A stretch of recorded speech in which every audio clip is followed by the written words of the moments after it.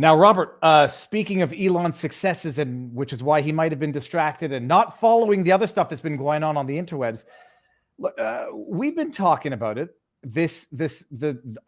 Part of it's drama, and then part of it is also legitimate abuse of power that ought to be highlighted if it is indeed existing, which it looks like it is. People being banned for sharing images which are public by all accounts, and the hole that is currently being dug does not yet seem to have bottomed out by at least Eliza.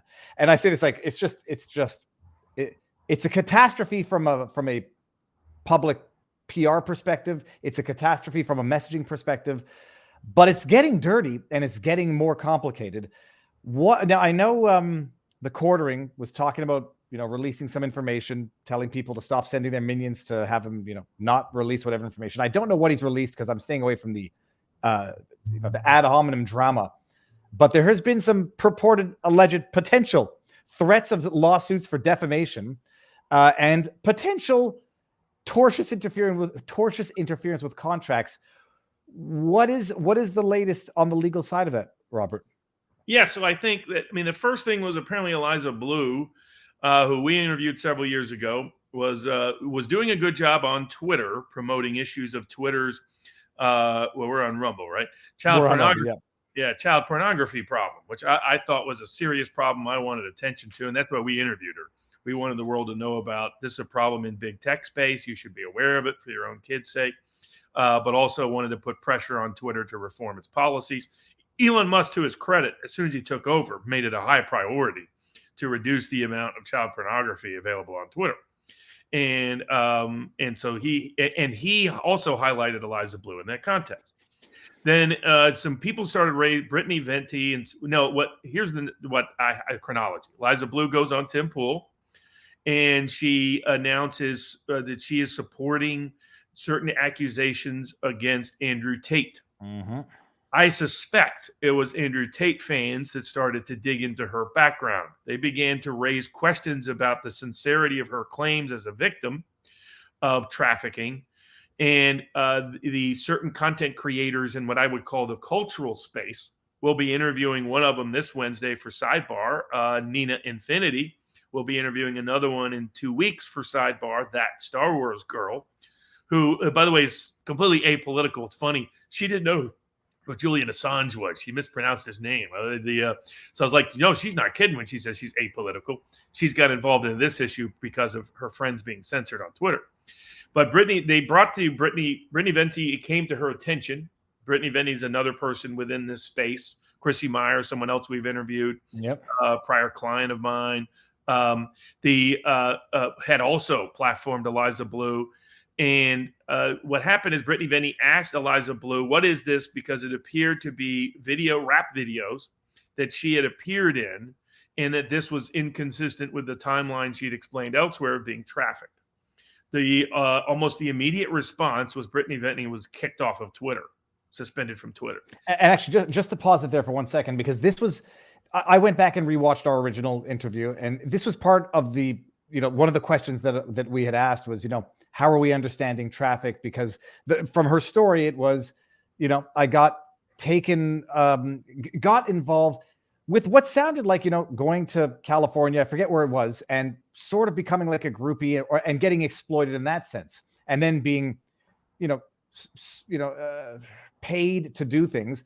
And the question I'd ask was, what is trafficking in that sense? What does it mean? Because it sounds like it might be getting diluted and she told her story and she told it in detail, which is either good or bad if it doesn't match up with what other internet sleuths have managed to find. So there was that element going back to her childhood when she was much younger than when this video apparently was shot, created, and whatever. And I should correct, or not correct because it was a hypothesis. It does look like that video from World Star Hip Hop was not some sort of stock footage that had been taken, rearranged into a hip hop video by videos that had been later discovered by her own admissions. It looked like, it was a project for which World Star Hip Hop publicly affirmed they had the rights to the content. So that video, I think it's been on the internet for 6 years. I don't know if it was aired the year it was shot, but it's been on YouTube for over 6 years, public, available. People found it. started sharing screen grabs, and they started getting blocked or locked out of their accounts on Twitter on the basis that it was public disclosure of privately produced intimate content. That was the explanation that I understood. Sorry for the parentheses, Robert. Carry on. And it appears she or her allies have misrepresented that content. That content is not legally protected private content.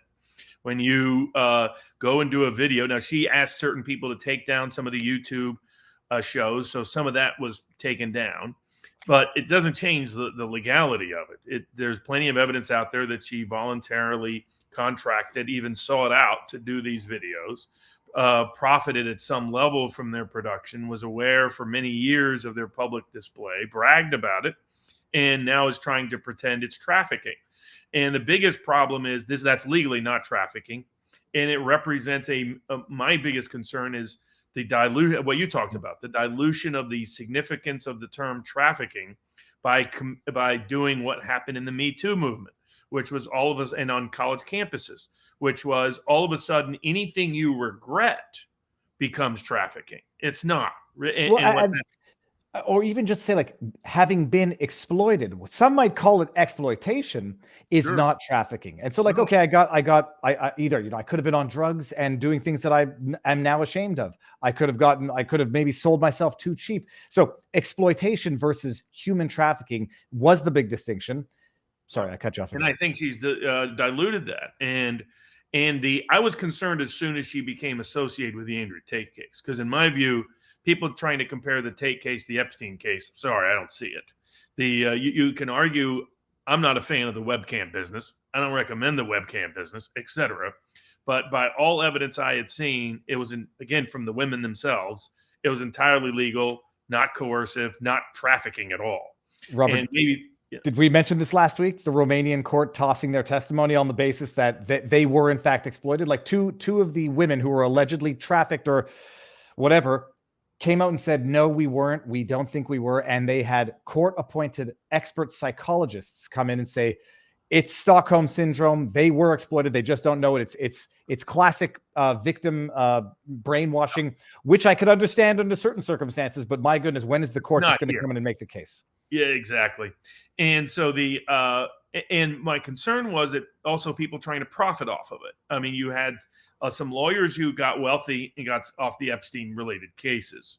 And there's a natural incentive in that space to expand the definition and throw people into that pot, much like the Me Too environment that went way past what was legitimate trafficking or legitimate Me Too cases, like the Nick Carter case we'll talk about in a little bit.